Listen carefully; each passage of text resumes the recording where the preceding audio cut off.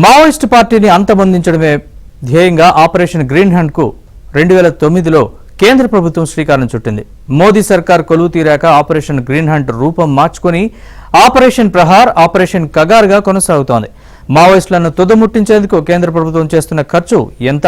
భద్రతా బలగాల జీతభత్యాలకు ఎంత ఖర్చు అవుతోంది? అత్యాధునిక ఆయుధాలు, హెలికాప్టర్లు, డ్రోన్లు, క్యాంపుల నిర్వహణ కోసం ఎంత కేటాయిస్తున్నారు?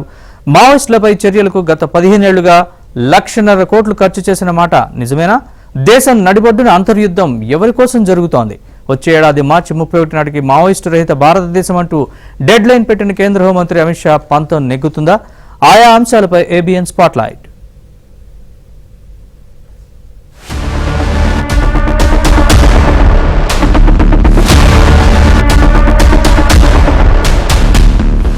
ఐదు దశాబ్దాల నక్సలిజాన్ని అంతం చేసేందుకు ఆపరేషన్ గ్రీన్ హంట్ కు అప్పటి యూపీఏ పాలకులు శ్రీకారం చుట్టారు. 2009 నవంబర్లో మన్మోహన్ సింగ్ ప్రధానమంత్రిగా ఉన్నప్పుడు హోంమంత్రి చిదంబరం ఆపరేషన్ గ్రీన్ హంట్ కు తెరతీశారు. మావోయిస్టు పార్టీగా రూపాంతరం చెందిన నక్సలిజం దేశ భద్రతకే సవాలుగా మారిందని భావించిన కాంగ్రెస్ ప్రభుత్వం ఆపరేషన్ గ్రీన్ హంట్ కు రూపకల్పన చేసింది.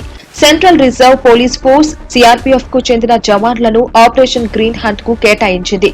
మోదీ సర్కార్ కొలువుదీరే నాటికి 85,000 మంది సిఆర్పీఎఫ్ సిబ్బందితో పాటు 10 cobra battalions operation green hunt విధుల్లో ఉన్నాయి.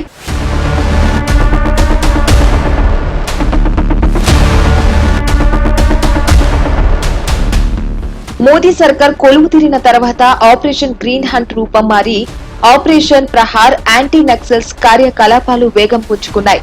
మోదీ మూడోసారి అధికారానికి రావడానికి కొద్ది రోజుల ముందే ఆపరేషన్ కగార్ మొదలైంది. 2024 జనవరిలో మొదలైన కగార్ టార్గెట్ ను 2026 మార్చి 31న నిర్ణయించారు. ఏడాది కాలంలో 400 మంది మావోయిస్టులను హతమార్చి కేంద్ర బలగాలు దూకుడు మీదున్నాయి.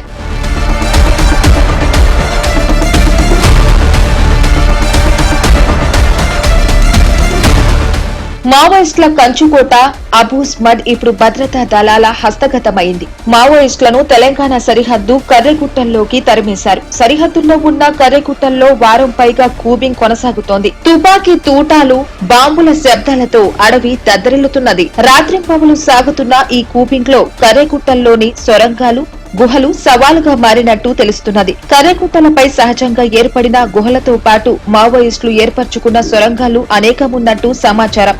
కూబింగ్ పార్టీలకు దొరకకుండా మావోయిస్టులు సొరంగాలు, గుహలలో తలదాల్చుకున్నట్టు కేంద్ర బలగాలు అనుమానిస్తున్నాయి. అయితే భద్రతా బలగాలు చేరుకునే సమయానికే మావోయిస్టులు కర్రెగుట్టల నుంచి పరారైనట్టు మరో వార్త ప్రచారంలో ఉంది. దానితో భద్రతా బలగాల ఎదురుకాల్పుల్లో 38 మంది మావోయిస్టులు హతమైనట్టు వచ్చిన వార్తలు నిజం కాదని తేలిపోయింది. అయినా అక్కడ ఆపరేషన్ కగార్ కొనసాగుతోంది. మావోయిస్టు అగ్రనాయకులు హిడ్మా తేవలే టార్గెట్ గా ఈ కూబింగ్ కొనసాగుతున్నట్టు తెలుస్తున్నది. అడవిలోని అనువనువున పోలీసు బలగాలు తనిఖీలు చేస్తూ మావోయిస్టులు అమర్చిన మందు పదార్థాలను తొలగిస్తూ ముందుకు సాగుతున్నారు. హెలికాప్టర్లు, డ్రోన్లతో ఏరియల్ సర్వే నిర్వహిస్తున్నారు. మావోయిస్టులు బంకర్లలో దాక్కున్నారన్న అనుమానంతో వారిని బయటకు రప్పించేందుకు పెద్ద ఎత్తున బ్యారెల్ గ్రెనేడ్ లాంచర్లను వినియోగిస్తున్నారు.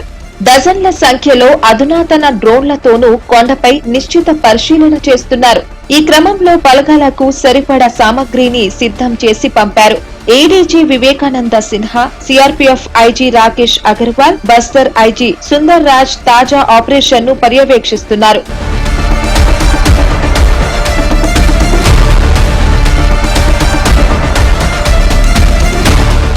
మావోయిస్టులపై యుద్ధంలో భాగంగా కమాండో బెటాలియన్ ఫర్ రిజోల్యూట్ యాక్షన్ ను 2008 సెప్టెంబర్లో ప్రారంభించారు. రెడ్ కారిడార్ లో మావోయిస్టుల నిర్మూలనే లక్ష్యంగా జంగిల్ వార్ఫేర్ లో ఆరితేరిన సైనికులను సిఆర్పీఎఫ్ నుంచి ఎంపిక చేశారు. మొత్తం 10 బెటాలియన్లు ఏర్పాటు చేశారు. ప్రస్తుతం ఆపరేషన్ గ్రీన్ హంట్ లో 1,00,000 మంది పారామిలిటరీ సైనికులున్నారు.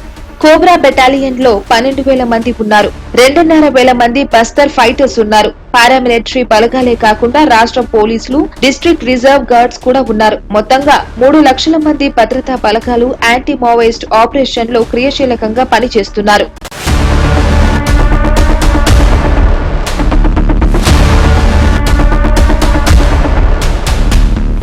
తొలుత ఆపరేషన్ గ్రీన్ హంట్, తర్వాత ఆపరేషన్ కగార్ లో భాగంగా 15 ఏళ్లకు పైగా కూబింగ్ జరుగుతోంది.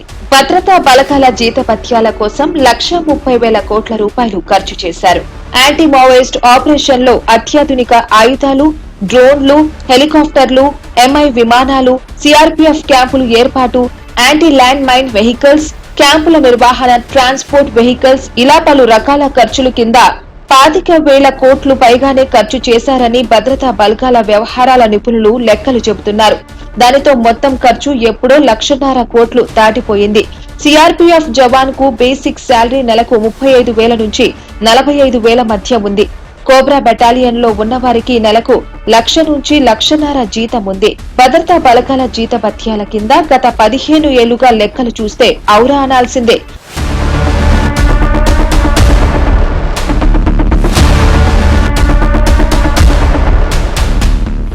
మావోయిస్టులపై ఆపరేషన్ కాంగ్రెస్ పాలనలో ప్రారంభమై మోదీ జమానాలో క్లైమాక్స్ కు చేరింది. వచ్చే ఏడాది మార్చి 31 నాటికి మావోయిస్టు పార్టీని కూకటి వేళ్లతో పెకిలించి వేస్తామని హోంమంత్రి అమిత్ షా హెచ్చరిస్తున్నారు. ఈ లోపు మావోయిస్టు యువత జనజీవన స్రవంతిలో కలిసి దేశ అభ్యున్నతికి సహకరించాలని ఆయన పిలుపునిస్తున్నారు.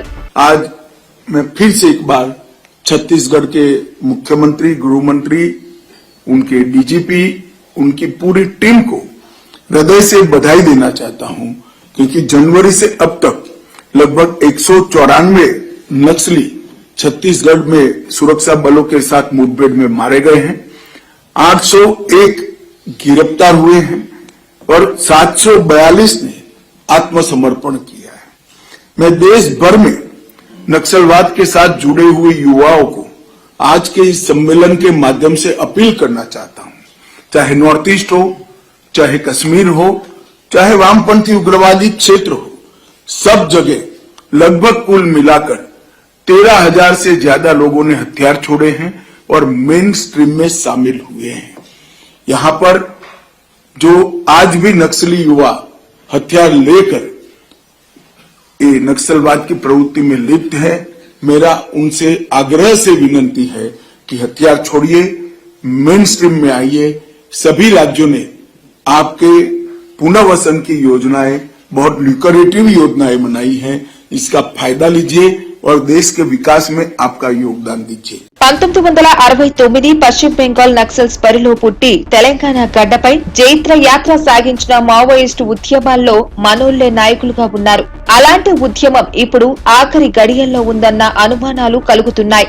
Muppala Lakshmanarao alias Ganapathy, Mallojula Koteswararao alias Kishan ji, Kondapalli Seetharamaiah, RK Cherukuri Azad, Nambala Keshavarao, Mallojula Venu ఎంతో మంది తెలుగువారే నక్సలిజానికి సారథులుగా ఉన్నారు.